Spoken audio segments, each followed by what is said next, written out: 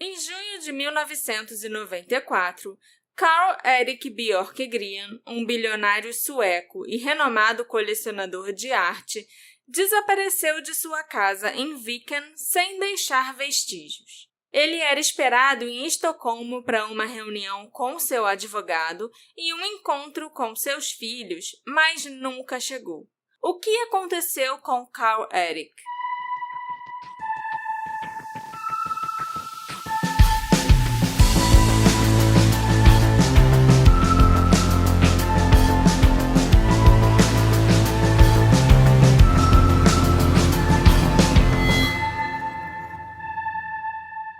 Olá, ouvintes queridos!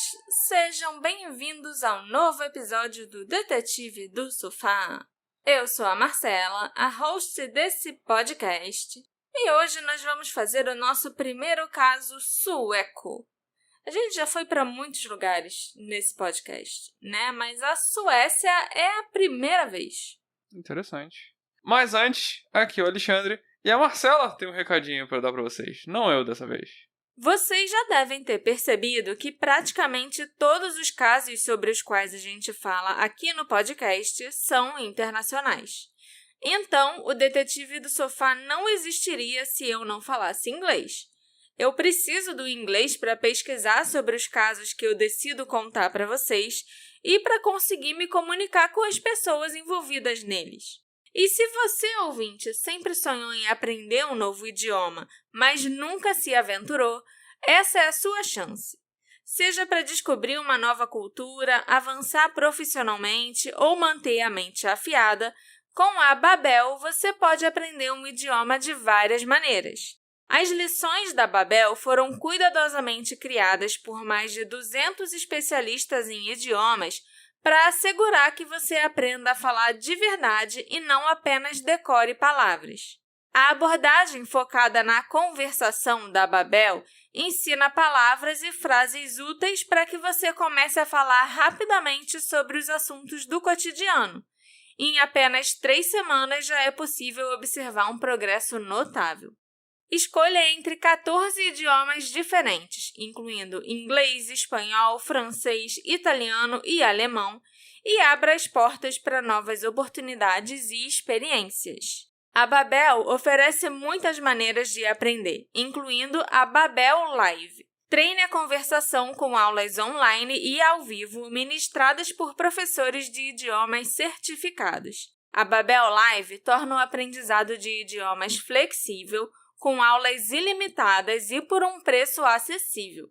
Aproveite a nossa oferta especial e ganhe até 55% de desconto na assinatura da Babel em babel.com/do-sofá. E ainda experimente a Babel por 20 dias sem risco. Isso mesmo, são 20 dias para começar a aprender um idioma de verdade. Excelente, Marcela. Muito bom. Inclusive, eu devia ter feito mais aulas de sueco na Babel antes da gente gravar esse episódio, porque tem uns nomes muito complicados de falar. Mas é legal a gente ter um anunciante para variar. Vocês ainda vão ouvir falar mais da Babel, acho que nesse mês aí, que a gente vai seguindo. Então, muito obrigado, Babel, por olhar o nosso programinha aqui, certo? Claro, certíssimo. Agora sim, Marcela, me conta o que aconteceu com Carl Erik Björkegren. Isso aí. Você gostou desse nome? Que você tá falando ele há um tempão aqui. Björkegren. É. Carl Erik Björkegren foi um colecionador de arte e empresário sueco. Ele nasceu em 9 de outubro de 1920 em Eslöv, na Suécia, e era filho de Carl Björkegren, um comerciante, e de sua esposa Judith. O Carl Erik graduou-se como oficial em 1944, durante a Segunda Guerra Mundial, da qual a Suécia ficou de fora, e tornou-se tenente em 1946. Em 1949, ele se formou na Escola de Negócios, Economia e Direito de Gotemburgo. O Carl Erik começou a trabalhar como contador na empresa Sandvikens em 1953, e ele foi só crescendo dentro da empresa. Ele se tornou um dos gestores em 1958 e assumiu o cargo de diretor financeiro em 61. Eu acho que naquela época ainda existia aquela mentalidade, né, da pessoa ficar a vida inteira trabalhando, construindo a carreira na mesma empresa e tal. Porque o Carl Eric virou vice-diretor administrativo em 65 e ocupou o cargo de vice-diretor-geral de 79 a 81, quando ele se aposentou. Mas é lógico que não foi trabalhando a vida toda na mesma empresa que o Carl Eric ficou bilionário, não, né, gente? Só na nossa imaginação que a gente fica bilionário assim. No início dos anos 60, ele pegou emprestado o valor de 200 mil coroas suecas de um advogado chamado Hugo Stenbeck, que intermediava umas transações financeiras meio escusas. E com esse dinheiro, o Carl Eric comprou ações da Sandvik, a empresa onde ele trabalhava. Como nem todas essas transações e compras de ações foram completamente legais, e é lógico, envolveram informações privilegiadas, afinal o diretor financeiro estava comprando ações da própria empresa, né? Isso é meio esquisito. Eu acho que pode rolar, mas tem que ser anunciada, tem que ter um período, tem regras específicas. E essas regras não foram seguidas. Então, o Carl Eric foi condenado em 1982 a pagar uma multa de 25 mil coroas. Perto do que ele já tinha lucrado, isso aí não era nada. Mas é curioso que a aposentadoria e a condenação tenham sido mais ou menos na mesma época. Então, será que ele teve que se aposentar por causa disso? Não sei, isso não ficou claro, mas eu suspeito que sim. Além de trabalhar na Sandvik e de fazer investimentos, o Carl Eric foi presidente do Conselho de Administração de várias empresas do grupo AB na Suécia e na Dinamarca, e ele também foi cônsul-geral da Guiné por algum tempo. Mais tarde, ele se tornou maior acionista da Granges e adquiriu a maioria da empresa de gestão imobiliária Storstaden. Depois de se aposentar, ele continuou especulando em hotéis, outras propriedades, ações e arte. O Carl Eric tinha o que foi descrito como a melhor coleção de arte privada da Suécia, com obras de Picasso, Miró e Grunewald, entre outros. A coleção dele foi avaliada em $500 milhão de coroas suecas, que vale mais ou menos a mesma coisa que o dólar valia, entendeu? Então, não tinha tanta diferença da coroa sueca para o dólar nas conversões que eu fui fazendo. E lembrando também que rico, milionário, bilionário gosta de ter arte, quadro, porque é algo fácil para você manter de valor, não é taxada a posse, e você pode vender pelo valor que você quiser, então também é muito utilizado em lavagem de dinheiro. Sim. Mas fica aí, é só uma curiosidade, não sei se tem a ver com o caso. Com certeza, com certeza. Nos anos 60, o Carl Eric residiu por algum tempo no Palácio Wenner-Grenska, em Estocolmo, e no Palácio Sagerska, que alguns anos depois foi transformado na residência do primeiro-ministro da Suécia. Esses são só alguns dos imóveis espetaculares que pertenceram a ele. O Carl Eric também possuía uma casa de praia em Viken, na Escânia, que foi comprada por 5,5 milhões de coroas suecas. Para muita gente, o Carl Eric foi um símbolo do boom econômico dos anos 80 na Suécia. No auge do seu sucesso, acreditava-se que ele valia 2,5 bilhões de coroas, embora grande parte desse valor tenha acabado por se revelar ilusório, o que significava dívidas sem garantias. No início dos anos 90, o império do Carl Eric ruiu devido à crise imobiliária e bancária que levou a um declínio acentuado nos preços dos imóveis e das ações. O mercado de arte também sofreu uma recessão significativa. O Carl Eric tinha feito a fortuna dele e adquirido ações, obras de arte e imóveis fazendo o seguinte: ele hipotecava os imóveis que comprava para adquirir outros bens, e ele foi fazendo isso várias vezes até que se tornou uma bola de neve. Então, quando a bolha estourou no início dos anos 90 e ele não tinha mais como pagar as hipotecas, ele entrou em falência pessoal, com uma dívida de mais de 1 bilhão de coroas.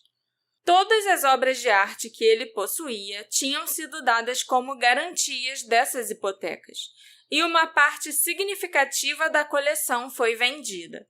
A maioria das dívidas do Carl Eric estava relacionada a compromissos de garantia, mas ele também tinha dívidas pessoais devido aos seus hábitos de consumo extravagantes. O Carl Eric tinha, em grande medida, alavancado fortemente os seus ativos, fornecendo garantias pessoais para as suas empresas.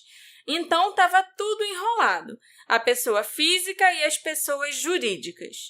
Ele acabou declarando falência em 91, com suas dívidas totalizando 1,3 bilhões de coroas suecas.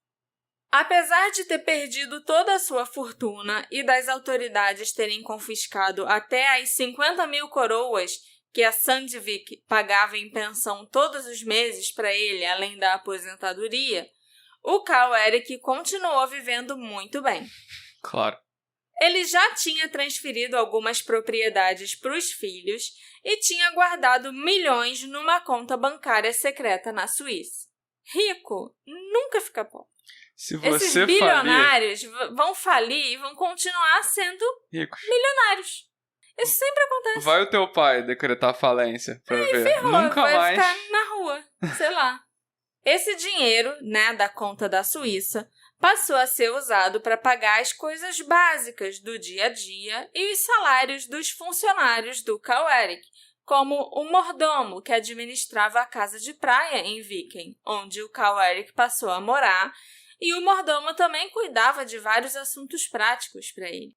Só ressaltando aqui que essa casa de praia em Viken não era uma casa de praia qualquer, Era uma vila de 300 metros quadrados, com uma vista deslumbrante do Estreito de Øresund, com mobília exclusiva e com pinturas caras penduradas nas paredes, apesar do dono ter sido forçado a se desfazer da sua grande coleção de arte depois da falência, Na época, muitos jornais escreveram reportagens indignadas sobre como o homem mais endividado da Suécia continuava vivendo uma vida de luxo, com um mordomo, com vários carros importados na garagem e uma vila luxuosa que estava em nome dos filhos e, portanto, fora do alcance dos processos e dos oficiais de justiça. O Carl Eric teve 3 filhos do primeiro casamento dele, chamados Bo, Eva e Agnieta. Depois que o primeiro casamento não deu certo, ele se casou com uma mulher muito rica, chamada Alla-Britt Bakke, mas ele se divorciou dela também. Aí ele se casou pela terceira vez com Annalisa Stang, com quem ele teve mais 2 filhos, a Annie e o Carl Jr. Quando o terceiro casamento acabou, o Carl Eric se casou pela 4ª e última vez. Ele estava se divorciando dessa 4ª esposa quando ele desapareceu. Inclusive, no dia que ele foi visto pela última vez, o Carl Eric tinha feito as malas para ir até Estocolmo finalizar o divórcio. Depois que o Carl Eric faliu, ele perdeu vários imóveis. Mas a casa em Viken estava no nome dos filhos, então foi nessa residência que ele ficou vivendo. O último inverno tinha sido um pouco sombrio para o Carl Eric. O homem extrovertido e sociável se sentia isolado na pequena comunidade de Viken. A saúde dele também decaiu bastante nessa época. O Carl Eric sempre foi um homem forte e imponente, mas aos 74 anos ele tinha começado a sentir dores muito fortes em um dos joelhos e passado a usar uma bengala para caminhar. Ele também estava ficando deprimido e bebia cada dia mais. Aproximadamente a cada 3 meses, o Carl Eric viajava para Estocolmo para encontrar amigos e conhecidos. Quando estava na cidade, ele se sentia vivo de novo. Da última vez que esteve em Estocolmo, em março de 94, ele almoçou com um amigo Ian Wachtmeister, que afirmou que eles tinham almoçado na varanda do grande hotel, junto com o filho do Carl Eric, o Carl Jr. Nessa ocasião, o Carl Eric estava alegre, feliz e falante, e teria comentado sobre como fazia muito tempo que ele não se sentia bem assim. De acordo com os planos, o Carl Erik viajaria para Estocolmo novamente no dia 2 de junho de 94. Seu mordomo, Pierre Becken, ia dirigir o carro durante a viagem, e o Carl Erik tinha uma reserva no grande hotel. Mas havia algo estranho na viagem dessa vez. O Carl Erik foi adiando a ida para Estocolmo diversas vezes, coisa que ele nunca fazia porque ele sempre ansiava pelas idas à capital. Além disso, sempre que ele ia para a cidade, ele ficava hospedado na casa da filha Eva, mas dessa vez ele mudou repentinamente de ideia e escolheu ficar no grande hotel. A Eva conversou com o pai em 1º de junho, de manhã, um dia antes da data da viagem dele, e comentou que tinha achado essa decisão do pai estranha, mas ele disse para ela não se preocupar. O Carl Erik tinha várias reuniões marcadas em Estocolmo, inclusive com seu advogado que estava finalizando o processo de divórcio. Ele também ia encontrar a filha Eva e o outro filho, Carl Jr., que ia até esperar pelo pai e pelo mordomo no hotel para cuidar do carro depois. O Carl Jr. também tinha falado com o pai por telefone no dia anterior e também tinha achado esquisito ele resolver ficar num hotel. No dia 2 de junho, o Carl Jr. foi almoçar no grande hotel para esperar o pai chegar. Ele ficou lá por algumas horas, mas nada do Carl Erik aparecia. Como ele tinha outro compromisso, ele deixou o hotel, mas ficou ligando para lá várias vezes ao longo do dia para perguntar se o pai já tinha feito o check-in. Tarde da noite, como o Carl Erik não havia chegado, os filhos dele começaram a ficar preocupados. Eles também ligavam para a casa de praia em Viken e ninguém atendia. No dia seguinte, então, os filhos do Carl Erik ligaram para os vizinhos da casa de Viken e pediram que eles fossem até a vila do pai deles. Eles descobriram através dos vizinhos que o Carl Erik não estava em casa. Segundo o depoimento do mordomo do Carl Erik, chamado Pierre Becken, que na época tinha 27 anos, o Carl Erik, depois de ter alterado os planos e datas da viagem várias vezes, estava pronto para viajar na quinta-feira, dia 2 de junho de 94. O Pierre tinha alugado um cortador de grama para aquele mesmo dia. Ao chegar na casa do patrão, o mordomo notou que o Carl Erik já havia feito a própria mala, que estava ao lado da porta do quarto, junto com o terno que o Carl Erik usaria na viagem e a pasta dele.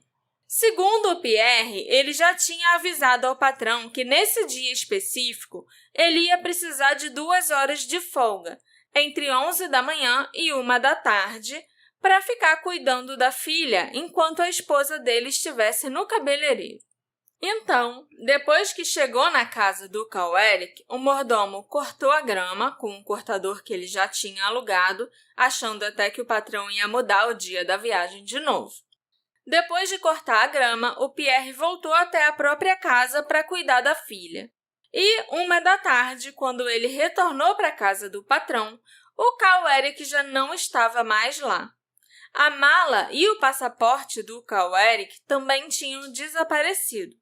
O Pierre, então, foi embora para a casa dele, achando que o patrão tinha ido para Estocolmo de alguma outra forma. Pouco mais de 2 semanas após o desaparecimento do Carl Erik, a família reportou o desaparecimento dele para a polícia. Eu acho até que eles esperaram muito tempo para chamarem a polícia. Mas, segundo o Carl Jr., a primeira coisa que a família fez foi tentar descobrir o que aconteceu por conta própria. Além disso, muita gente inicialmente pensou que o Carl Erik havia desaparecido por vontade própria, devido à sua dívida gigantesca após a falência 3 anos atrás. Mas o Börje Hueholm, então investigador da polícia do condado da Scania, onde fica a cidade de Viken, acreditava que a teoria do desaparecimento voluntário não era razoável. Então, uma investigação de homicídio foi iniciada. Após o desaparecimento, partes da casa de praia que antes estavam arrumadas foram encontradas em desordem. Além disso, havia danos em uma das paredes que podiam sugerir que uma luta aconteceu no local. O dano na parede é o único sinal possível de uma luta. Havia um pequeno recorte no gesso. O buraco foi reparado em 29 de setembro de 94, mas foi documentado em uma foto pela polícia em 15 de junho, disse o investigador Borge Rueholm.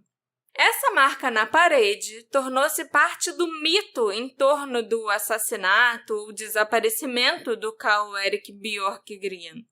Tanto entre policiais quanto entre o público geral, circula até hoje a informação de que a marca teria sido causada por um ataque de um machado afiado. Mas essa informação está errada, segundo o Borge Rueholm. O investigador explicou que a marca era muito mais banal e menos dramática do que o povo sueco imagina. Não foi um ataque com machado. A famosa marca na parede poderia ter sido causada por praticamente qualquer coisa, mas com certeza não por algo afiado. Poderia ter sido um móvel sendo movido ou algo assim, disse o Borge. A perícia, realizada em 15 de junho de 94, não revelou outros sinais possíveis de violência. Mas a filha do Carl Erik, a Eva, que foi direto de Estocolmo para Viken após saber do desaparecimento do pai, afirma que encontrou a casa um caos. Tinha areia lá dentro, havia uma pegada na parede perto da escada e o quarto estava desarrumado e bagunçado. Além disso, faltavam dinheiro, o conteúdo do cofre e o passaporte do meu pai. Algo aconteceu lá, disse a Eva. Sobre o dinheiro e objetos de valor terem sido levados da casa, a polícia não pôde comprovar. E, inclusive, afirma até hoje que nada foi roubado, porque tudo que era de valor do Carl Erik já tinha sido levado pela justiça. Os policiais gostam de acreditar que o bilionário falido não tinha mais nada com ele, mesmo sabendo hoje em dia que o Carl Erik tinha muitos milhões numa conta secreta na Suíça. Como eu já disse para vocês, é claro que quando o Carl Erik desapareceu em 2 de junho de 94, todo mundo presumiu que ele simplesmente resolveu sumir por causa das dívidas, para evitar os seus credores e viver bem e feliz com os seus milhões, escondido em algum país tropical que não tinha um tratado de extradição com a Suécia. A polícia verificou listas telefônicas, interrogou vizinhos e conversou com taxistas de Viken, mas não foram levantadas informações que sugiram para onde o Carl Erik poderia ter ido ou como ele pode ter saído de casa. Lembrando que ele usava uma bengala e estava cada dia com mais dificuldades de mobilidade. Ao longo dos anos, e imediatamente após o desaparecimento do Carl Erik, a polícia ouviu falar de um grande número de pessoas, incluindo um casal com um cachorro em Viken, que afirmava ter visto o Carl Erik na praia no dia 2 de junho. Mas, quando a polícia verificou essa informação, concluiu que o casal provavelmente tinha errado a data. Os investigadores de homicídios investigaram diversas pistas, mas sempre voltavam à estaca zero. Apesar de desacreditar as alegações de que o Carl Erik tinha uma grande soma de dinheiro em casa, o investigador Borge Rueholm acha que o dinheiro pode ter sim desempenhado um papel nesse desaparecimento. Existem muitos motivos concebíveis para o Carl Erik desaparecer ou ser assassinado. Um dos motivos é que alguém pode ter pensado que ele tinha dinheiro em casa. Outro motivo pode ser o fato dele dever dinheiro a muita gente. Ele também pode ter sido forçado por alguém a contar sobre os seus milhões na conta da Suíça, mas resolveu ficar de boca fechada e acabou sendo morto, disse o Borge Rueholm. As teorias divergem sobre se o Carl Erik teria escapado ou se ele foi eliminado por parceiros de negócio obscuros. É bem provável que ele tenha sido assassinado naquela noite, mas tiveram relatos ocasionais de avistamentos de indivíduos parecidos com ele. Por exemplo, houve rumores que ele estava fazendo compras na NK, em Estocolmo, que ele estava hospedado em hotéis em Oman, visitando bancos na Suíça e até residindo na casa do irmão da primadona Git Gay no Paraguai. Mas o avistamento mais importante teria acontecido em Granada. Um homem ligou para a polícia do condado de Scania e afirmou que tinha visto o Carl Eric num salão de beleza na ilha de Granada, no Caribe. Mas, para dar mais detalhes a respeito do avistamento e do local onde ficava o salão de beleza, o homem queria receber dinheiro. Em casos normais, o atendente da polícia teria desligado o telefone na cara do homem. Mas o caso do Carl Eric não era um caso normal. Ele era um homem muito conhecido que desapareceu em circunstâncias misteriosas. E a denúncia do homem parecia ser bastante detalhada. Então a polícia resolveu literalmente pagar para ver. Eles enviaram o dinheiro que o homem pediu e mandaram agentes até Granada. Os agentes da polícia sueca passaram uma semana vigiando o exterior do tal salão de beleza, onde o Carl Eric supostamente foi visto, mas ele não apareceu. Os agentes ainda mostraram fotos do Carl Eric aos locais, percorreram toda a ilha de Granada num carro alugado e visitaram barracões de madeira no porto de St. George's, onde se vendia cerveja. Mas ninguém nunca tinha visto o Carl Eric, então os policiais voltaram para casa de mãos abanando.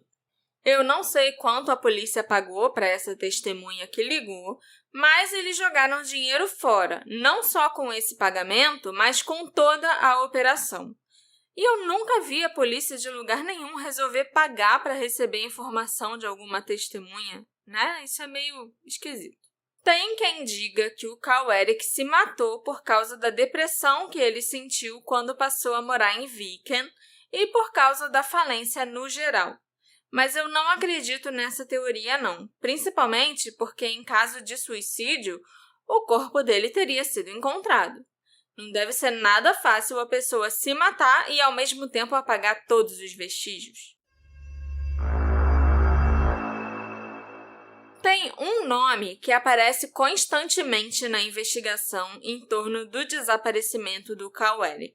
É o nome do Pierre Beckman, o mordomo dele.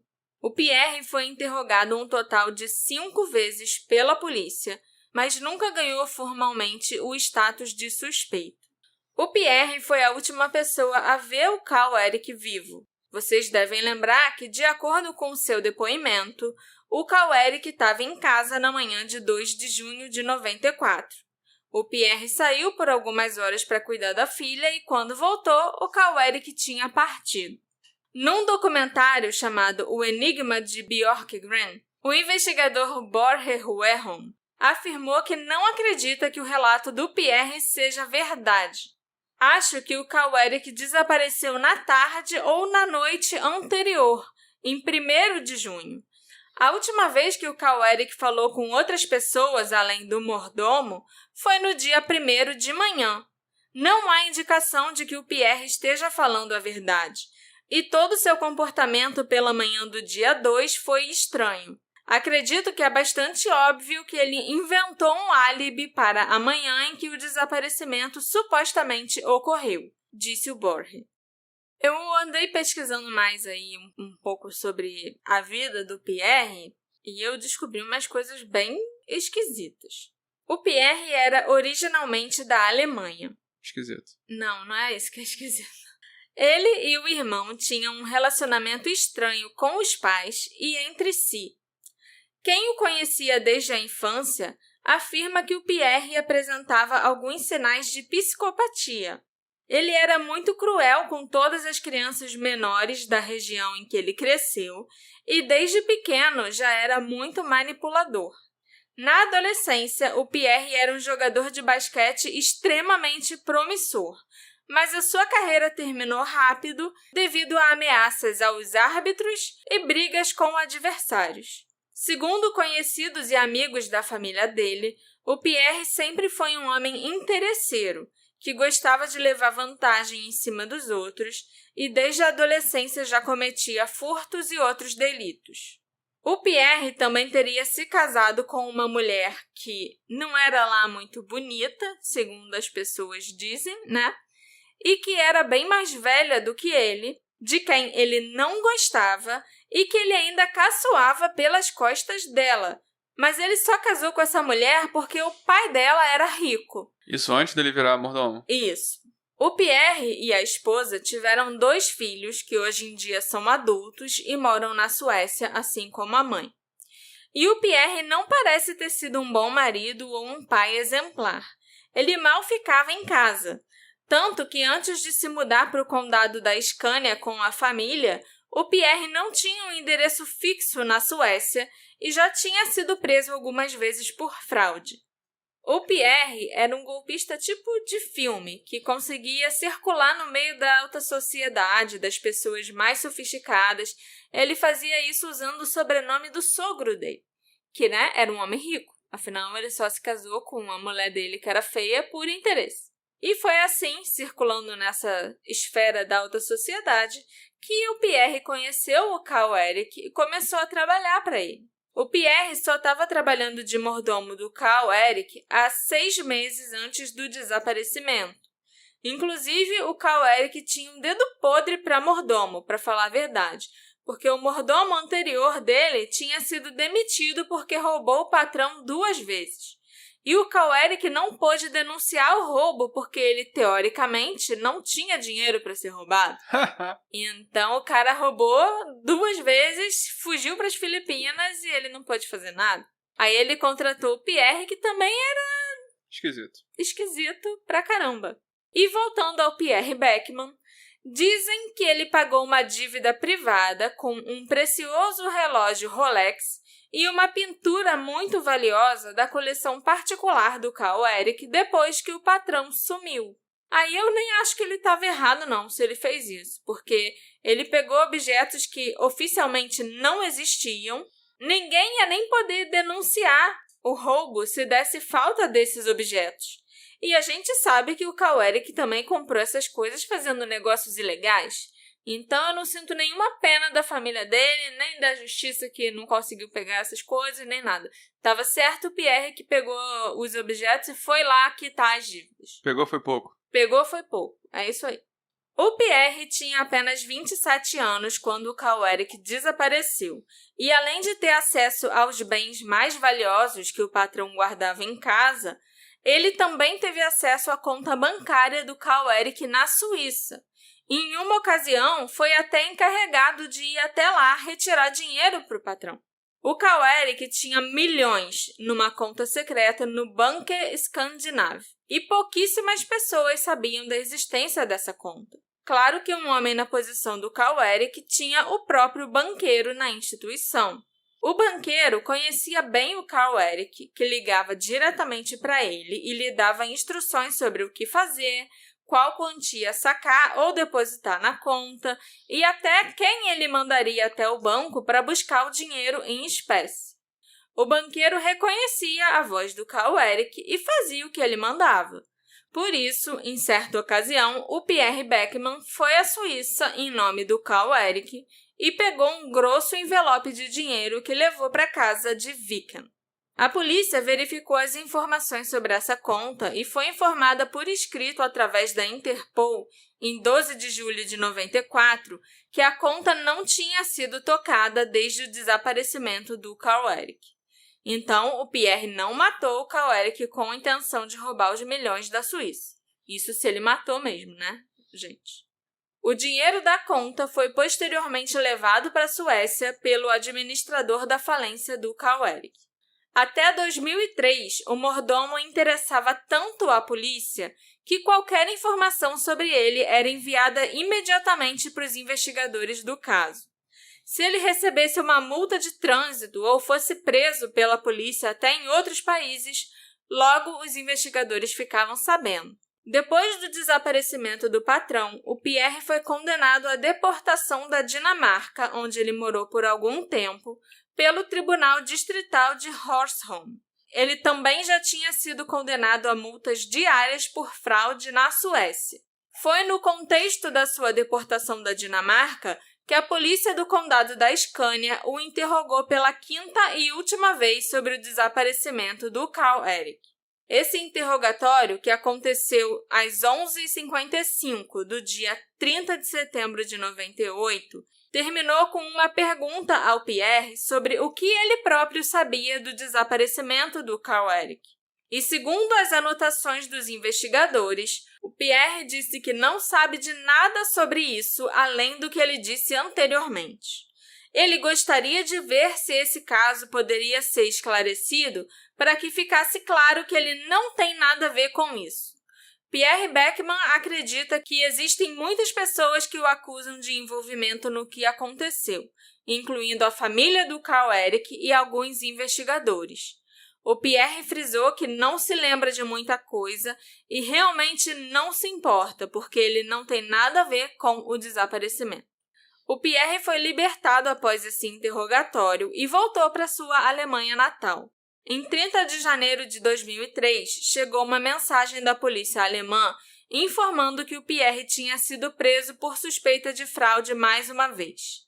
E depois disso, o Pierre também desapareceu. A polícia da Scania e a Polícia Federal da Suécia já tentaram encontrá-lo para interrogá-lo mais uma vez e não tiveram sucesso. Nem a Interpol conseguiu localizar o paradeiro do Pierre depois de 2003. Ele está registrado com um paradeiro desconhecido na Suécia e na Alemanha. Tem quem acredite que ele morreu desde então porque sabia demais a respeito do desaparecimento ou assassinato do Carl Eric. Mas é claro que ele também pode ter simplesmente mudado de nome e sumido do radar. Ou pode ter sido morto por causa de algum dos próprios esquemas que ele fez, que não tinham nada a ver com o Carl Eric. A polícia trabalhou em várias teorias em relação à investigação de homicídio do Carl Eric, e todas se baseavam no fato do jovem mordomo Pierre estar de alguma forma envolvido no desaparecimento do patrão. Por um lado, existe a possibilidade dele próprio ter sequestrado e assassinado Carl Eric. Por outro lado, ele pode ter sido pago por outra pessoa para deixar as chaves da vila em Viken e para sair da casa no horário em que o crime ocorreria.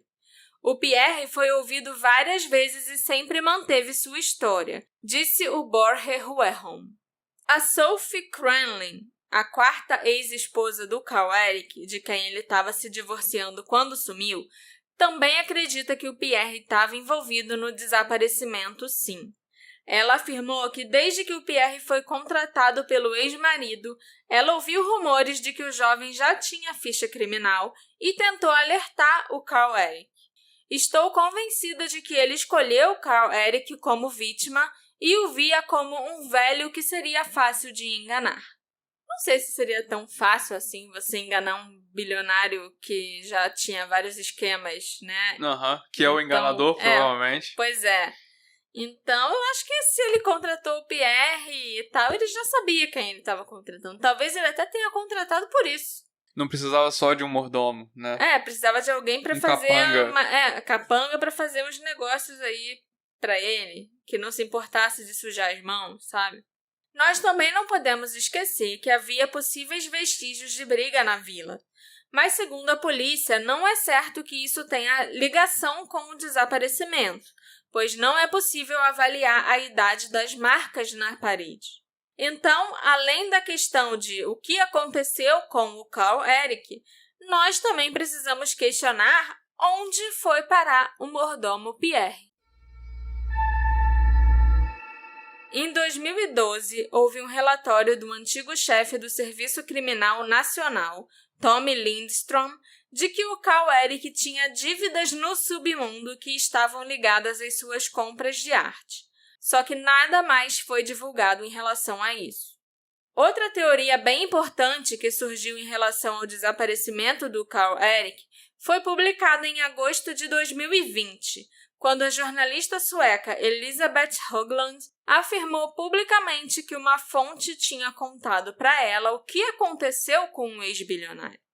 A fonte teria dito para ela há anos atrás que os parceiros de negócios do Carl Eric o sequestraram, mataram e depois jogaram seu cadáver de um helicóptero no mar. Nossa, um helicóptero! A Elizabeth escreveu o seguinte em seu blog: Carl Erik Bjorkgren foi assassinado por supostos parceiros de negócios, provavelmente já depois de ter chegado a Estocolmo, em 2 de junho de 94. Após o assassinato, o corpo foi transportado num helicóptero até próximo a um arquipélago ao sul de Estocolmo. Quando o helicóptero chegou a Landfjärden, o piloto fez uma manobra para que o corpo caísse do helicóptero e mergulhasse dentro d'água. Até hoje, segundo todos os relatos, os restos mortais de Carl Erik Bjorkgren ainda estão no fundo do mar. A Elizabeth escreveu ainda que recebeu essa informação de um conhecido mais velho e que o homem, sob garantia de confidencialidade, contou como o Carl Erik foi assassinado. Várias circunstâncias fizeram com que ela não pudesse revelar a informação na época em que ela soube disso, então ela ficou guardando essa informação por 10 anos. Em geral, podemos dizer que existem muitas teorias sobre o que aconteceu com o Carl Erik Bjorkgren. Uma teoria é que empresários o assassinaram porque estavam chateados com ele por vários motivos. Ao mesmo tempo, costumo dizer que não existe método pior do que assassinar a pessoa que lhe deve dinheiro, porque assim você não receberá nada, disse o Börje Rjöholm, que foi o chefe da investigação desse caso por muitos anos, ao jornal Expressen. E eu concordo, eu acho que não faz nenhum sentido você matar quem tá te devendo, porque aí tá garantido que você nunca vai receber mais nada, né? A máfia nunca fez isso. Eles cortam membros da pessoa, ameaçam familiares, mas matar o devedor não é inteligente. E sem contar que essa teoria, esse relato feito pela Elizabeth, fala que ele foi morto depois que chegou a Estocolmo. Mas como ele chegou a Estocolmo? O plano era o Pierre dirigir até lá e levar ele para lá. Então, quem levou? Será que pegaram ele de helicóptero na casa dele? Mas aí eu acho que os vizinhos teriam reparado um helicóptero nas redondezas. Será que alguém buscou ele lá de carro e levou? Sabe? Tem alguns furos, assim, muitas coisas que ficaram sem explicação nesses relatos que a Elizabeth explicou. Se fosse a mesma teoria, mas ela não tivesse incluído esse detalhe de ter morrido já em Estocolmo, seria mais plausível, então, né? Talvez. Mas eu ainda acho que não se mata o devedor. Não, se matar, mata por qualquer motivo, qualquer hora. Isso aí não... Eu acho que mas, assim, é contraproducente. Você vai matar quem tá te devendo e vai matar... Não, você pode... A pessoa... Você sabe que a pessoa tem milhões na Suécia que pode Você pagar. pode matar por vingança, você pode matar porque o cara te ofendeu. Assim, isso pra mim, a gente não sabe mais o que esse cara tava envolvido. Matar pode ter sido por 1 zilhão de motivos, não só porque era devedor. Pra mim, a questão de jogar o corpo com um helicóptero que foi um pouquinho demais, dramático demais. Muito cinematográfico. Isso, sabe? Essa história toda pra mim é muito cinematográfica. E não tem mais detalhes, como por exemplo... jogou o corpo no mar, mas ele tava com um bloco de concreto. Porque às vezes as pessoas jogam o corpo no mar e aparece. Sim. É muito comum aparecer corpo. E não jogou tão longe. Eu acho que jogou bem longe sim, então, sei lá. Estocolmo ainda, que falou? Então, um arquipélago ao sul de Estocolmo, Eu acho interessante isso que ela falou, mas eu acho que faltam alguns detalhes... E ao mesmo tempo tem detalhes demais que deixam implausível. E quem era essa fonte? Quem foi que contou isso pra ela?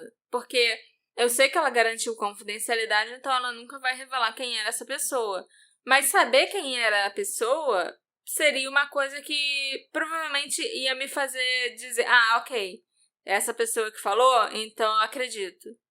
Foi esse fulaninho aqui que falou? Então não, ele tá inventando história, sabe? Mas a gente nunca vai saber. Atualmente, o Björje Rjöholm é o chefe da polícia do condado de Scania, e ele acha difícil acreditar que esse caso um dia será resolvido. Já faz muito tempo, existem pessoas que com certeza sabem o que aconteceu, mas se essas pessoas não se manifestaram até hoje, não o farão mais. Ele também garantiu que, mesmo não dando muita credibilidade à teoria divulgada pela Elizabeth, que ela seria investigada a fundo. Mas a gente já está em 2024 e nada mais foi dito a respeito disso, né? A teoria que a Elizabeth publicou no blog dela foi a última atualização que esse caso recebeu. E foi num blog, não foi num jornal. Pois é. Como se fosse o furo do... Não, ela era jornalista do Expressen. E ela era uma jornalista até bem respeitada, bem conhecida na Suécia. Mas não foi parar no jornal, é isso que eu tô falando. Mas ela não deu furo no jornal. Ela preferiu dar o furo no blog que ela tinha. Então, isso também é meio estranho. Talvez ninguém no jornal tenha comprado. O editor do jornal, sei lá. Pois é, não sei. O próprio Björn Huerholm tem uma teoria bastante precisa do que ele acredita que aconteceu com o Carl Erik em junho de 94, mesmo que não seja possível provar. Ele acredita que o homem foi assassinado durante a tarde ou a noite do dia 1º de junho e que seu corpo foi removido da casa no dia 2. E o motivo poderia ser vingança ou dinheiro. Os filhos do Carl Erik concordam com o investigador e vão além, afirmando que provavelmente o assassino ou um dos cúmplices era o Pierre Beckman. Mesmo tendo muito dinheiro e com o desaparecimento do pai dele sendo um caso não resolvido muito proeminente na Suécia, os filhos do Carl Erik nunca nem cogitaram contratar um investigador particular para descobrir o que aconteceu. Eles contam apenas com a investigação policial. Para mim, isso soa estranhíssimo, porque se fosse o meu pai, eu faria tudo o que está ao meu alcance para encontrá-lo, mesmo sem ter dinheiro, né? E a não ser que a polícia da Suécia seja extremamente competente, sempre é bom ter um par de olhos a mais na investigação. Mal não ia fazer contratar um investigador particular. Os 3 filhos mais velhos do Carl Erik, do primeiro casamento dele, já eram adultos quando o pai desapareceu e cada um deles já tinha construído seu próprio mini-império, né? A sua própria fortuna, que não tinha nada a ver com a falência do pai, então eles continuaram sendo ricos. Já os 2 filhos mais novos do terceiro casamento dele eram, pré-adolescentes ou adolescentes quando o pai sumiu. Então, eles só se ferraram depois que o Carl Erik declarou falência. Eles foram os mais afetados. Não conseguiram aproveitar nenhuma vantagem de herdeiro. Exatamente. Não conseguiram viver uma vida de luxo, sabe? Hoje em dia, o Carl Jr. e a Anne, ela é enfermeira e o Carl Jr. acho que é advogado. Mas, assim, eles não são ricos. E são eles que herdaram essa propriedade em Viken, que só dá mais prejuízo do que qualquer outra coisa. Mas os 3 mais velhos, se quisessem, poderiam ter contratado o melhor investigador particular da Suécia para tentar resolver o caso do pai deles. E nunca tiveram a menor vontade de fazer isso. O Carl Jr., inclusive, deu uma declaração falando sobre isso, que eu achei até um pouco estranha. Ele disse: "Não sei se quero saber a verdade. Nós apenas temos que conviver com isso. Eu não posso fazer nada a respeito. E estou feliz com a minha vida agora e me sinto bem." A investigação do assassinato do Carl Erik Björkgren permanece aberta, mas nesse momento ninguém está trabalhando ativamente no caso. A família do Carl Erik construiu um memorial para ele no antigo cemitério de Viken. O memorial traz o seu nome, ano de nascimento e o ano de desaparecimento, 1994. O processo de falência do Carl Erik foi concluído no outono de 2003, após 12 anos de trabalho. Os ativos, sob a forma de fundos bancários, ações e créditos, ascenderam a 64 milhões de coroas suecas, enquanto as dívidas totalizaram 1,3 bilhões de coroas. O dinheiro dele realmente era ilusório. Era só hipotecas e... Eram bens hipotecados que a partir do momento que o primeiro dominó caiu... Acabou. Em novembro de 2005, o Carl Erik foi declarado legalmente morto pelo Tribunal Distrital de Estocolmo a pedido dos seus filhos. Se o Carl Erik quisesse desaparecer por conta própria, eu acredito que ele teria feito isso imediatamente, quando ele teve que declarar falência no início dos anos 90. Faria muito mais sentido do que ele sumir 3 anos depois. Eu, pessoalmente, acho que ele foi assassinado Mas eu não acho que o Pierre fez isso sozinho, ou que pessoalmente, sabe? Uhum. Eu acho que o papel do Pierre foi simplesmente de dar acesso à casa a outras pessoas que entraram lá e não sei o que aconteceu. Ou levaram ele, ou mataram ele. Mas eu acho que o papel do Pierre, pelo menos, foi esse. E aí a recompensa dele foi os bens que estavam na casa e que não eram declarados. Ou ele foi tal. pago por isso, entendeu? Também. E isso aí foi só um bônus. Também, pode ser. Eu acho que eu concordo sobre o papel do mordomo em dar acesso à casa. É aquilo, se fosse um mordomo, seria o clichê, mais clichê de todos os mistérios. E seria um caso fácil pra polícia resolver. E a polícia é muito boa de resolver casos fáceis. E não tinha sinais de arrombamento na casa dele, por exemplo. Aham. Então, se alguém teve lá, tinha a chave. Não, a própria história oficial do cara ter... Olha, convenientemente eu tenho 2 horas fora e quando eu voltei ele não tava mais lá, sabe? Sim. Mas agora, o que aconteceu com ele? Por qual motivo? É aquilo que eu falei. É um cara que deve ter feito 1 zilhão de inimigos, deve ter deixado um monte de gente descontente por vários motivos, não só financeiros, tenho certeza.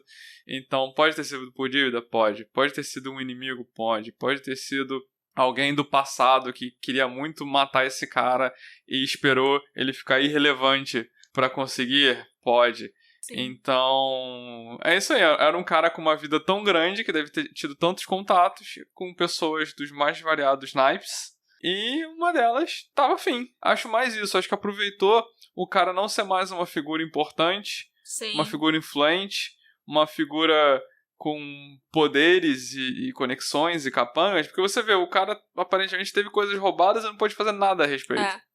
Então, esperou ele se mudar para um lugar isolado, ficar só ele e o mordomo, praticamente. Tinha até os outros empregados, assim, para cuidar da casa, mas não tinha, tipo, segurança, por exemplo, pra ir lá e fazer isso. Naquele momento tinha só o mordomo podia ser comprado, foi comprado e tá por aí agora.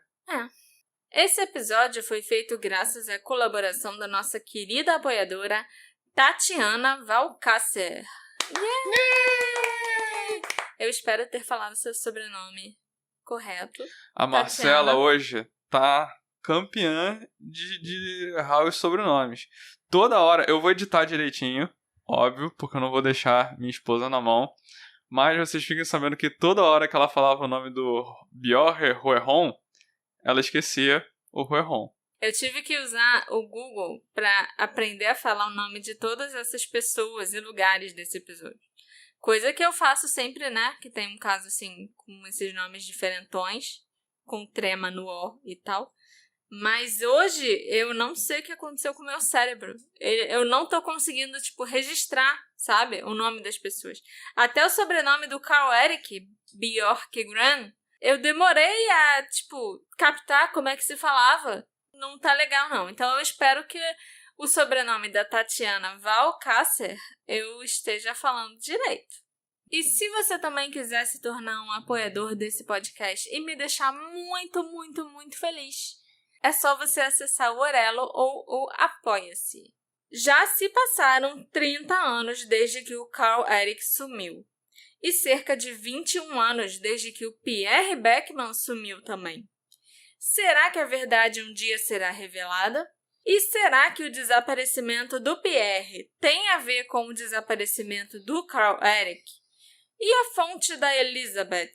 Será que estava falando a verdade sobre o sequestro, assassinato e helicóptero? Me encontra nas nossas redes sociais, @detetive do sofá, e vem me contar a sua teoria. Vamos conversar. A gente se encontra na próxima investigação. Tchau, tchau. Tchau, tchau.